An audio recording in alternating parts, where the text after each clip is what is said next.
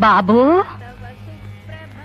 అవ్వా, నీకెన్నిసార్లు చెప్పాలి నా దగ్గర ఈడ్చితని నా పైసా కూడా లేదని? వెళ్ళు. అది కాదు బాబు, నిన్ను సోత్తుంటే చాలా నీరసంగా ఉన్నట్టున్నావు.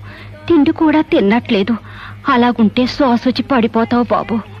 ఇందా ఈ 10 పైసలు తీసుకుని ఏ శనక్కాయలైనా కొనుక్కుని తిను బాబు. తీసుకో బాబు.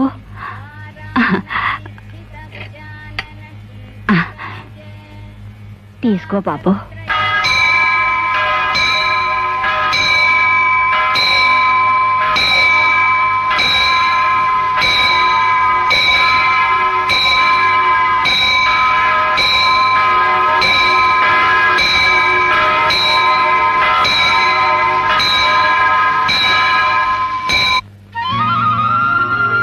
అబ్బా, 2 రోజుల నుంచి తిండి లేకపోయినా మరో మనిషి కోసం ఉన్న 10 పైసలు ఇచ్చేస్తున్నావు.